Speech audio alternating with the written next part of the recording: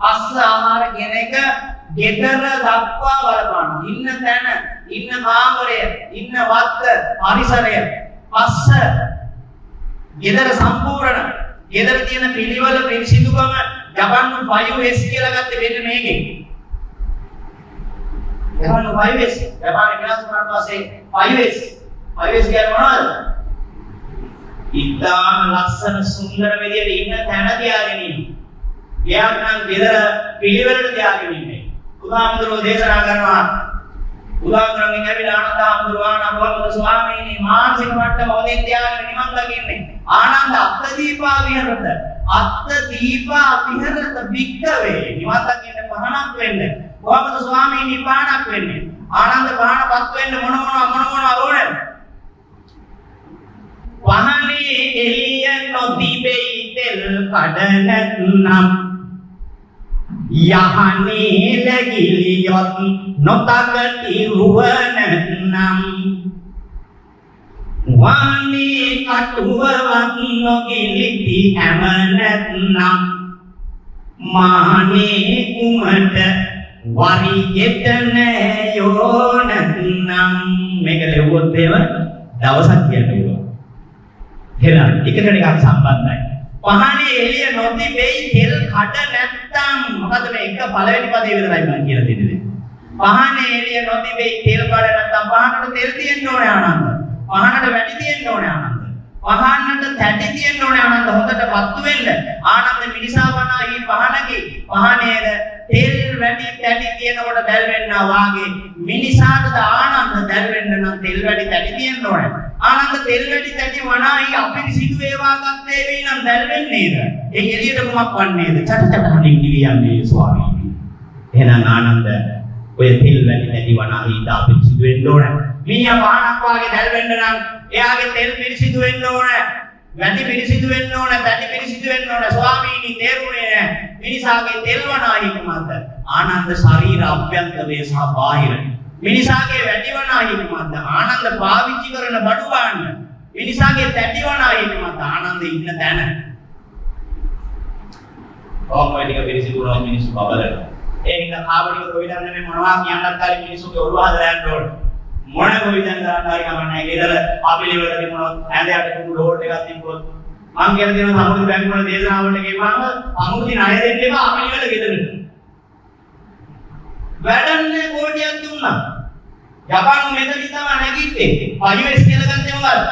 ඉන්න තැන කුණු බින්දුවක්වත් නැති එක. දූවිලි පළවෙනි එක මොකද්ද? දැන් ඔය 5S පටක් ගහගන්න පළවෙනි එක මොකද්ද?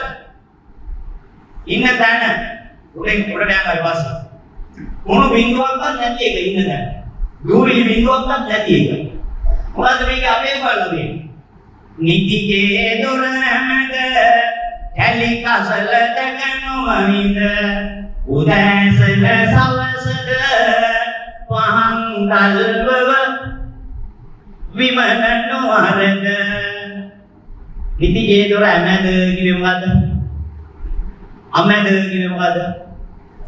අතු ගන්නවා කියලා තමයි ඔයාලා කියන්නේ. අතු ගන්නවා නෙවෙයි අමැද. අයන්න කියන්නේ උපසර්ගයක්. අමැද අයන්න දාන්නේ වැඩි කරන්න. එරුණාද?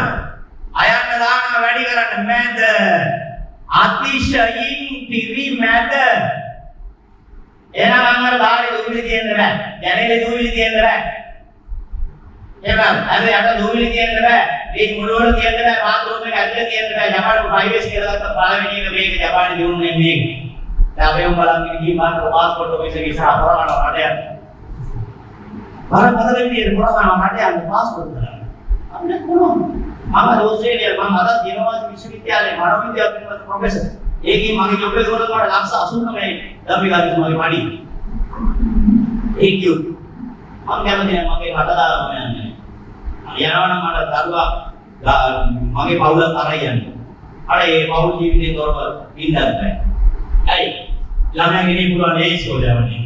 මට දුක්ගේ පාමුවල් මගේ කාර්ය ගන්න වැඩක් නැහැ. ඔයාලා පේන්නේ නැහැ අර රෝපේ වටේ රවමක් ඉන්නේ යනකොට මේ ලංකාව වගේ සුන්දර රටක් කොහෙවත් නැහැ.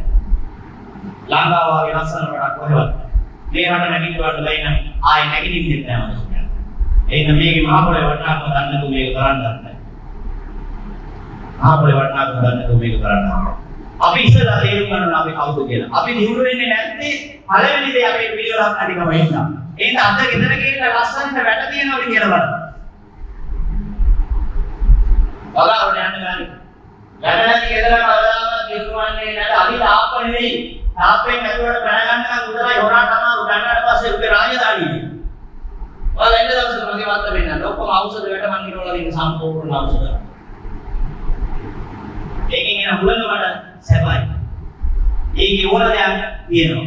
වැඩ දිගට යවලා තියෙන්නේ මොනවාද? එක එක වැල්ලා මාස් පැත්ත තියෙනවා. රැෂන් ගෙඩි තියෙනවා. කුරුල්ලෝ ගෙවල් හදලා තියෙනවා. තාප්පේ මොනවද තියෙන්නේ? තාප්පේ මොනවද තියෙන්නේ? සාසරණ වේදන් කරලා තාප්ප ගන්නවා. ඒකින්ද සරල විදියට තමුන්ට වැට හදාගන්න. ලෝකේ නැති හීනමාමව තාප්පමාමව ඉන්නේ. ඕක හොඳට පුණ්‍ය ටික ළඟට තියලා හිටවලා ගිහින් තබානේ ආදිවාසී නායකයෙක්ගේ ගෙදර වත්තේ තියෙන වැඩ බලලා ඉන්නේ. තබානේ නායකයාගේ විවිධ කොරෝනා ඇනිච්ච වෙලාවේ මම කොළඹින් ආවා බලන්න.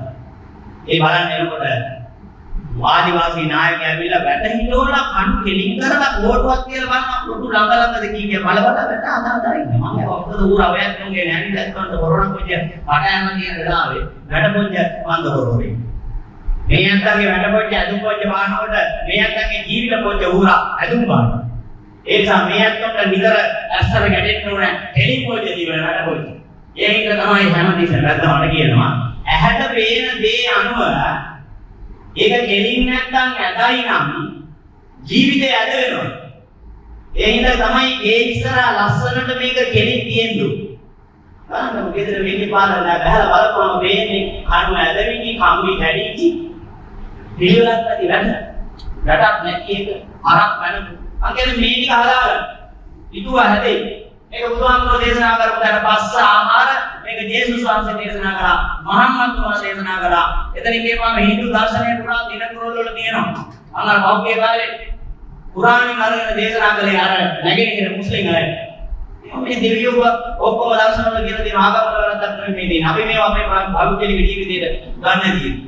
ඊට පස්සේ ආහාර බුදුහාමුදුරුවෝ දේශනා කරන්නේ මොකක්ද? නිරෝ කුට්ටේසු තිට්ඨන්ති සම්පි සිංගාටකේසුතේ ද්වාරභාගේසු තිට්ඨන්ති ආගත්වාන සංඝංගරං නිරෝ කුට්ට යක්ෂ භූත ප්‍රේත කියලා අමනුෂ්‍ය වෙන්නවා. ඒගොල්ලෝ මිනිසුන්ගේ ඕරායකට බලපෑම් කරනවා. මනස හිතන විදියට බලපෑම් කරනවා. එයාට පුළුවන් මිනිහගේ පෙගණියෙන් ඇතුළට රිංගලා සම්පූර්ණ ජීවිතය අවුල් කරලා ලෙඩකින් හදලා දාන්න. නිරෝ කුට්ටේසු තිට්ඨන්ති සම්පි සිංගාටකේසුතේ මේගොල්ලෝ ළඟින්නේ කොහෙද? කතිර හන්දියේ, ඔරෝ හන්දියේ, තුම්මන් හන්දියේ. ඒක ගෙවල් වල වහලේ විත්ති පාදම කතිර එපා. මේ විදියට කියමු. මේ වාගේ පොරෝ පාද එපා. තුම්මන් හන්දියේ දොරකඩට අට කියලා ගේ හදන්න එපා. හිරෝ කුට්ටේසු තිට්ඨන්ති සම්පි සිංගාටකේ කිව්වේ. මේවද අපිට පොරෝ හන්දිය හදලා ඒ වගේ මේකේ පොල් කටු දාන්න හනසු පොල් කොල බරණ යකඩ ගොඩ ගන්න.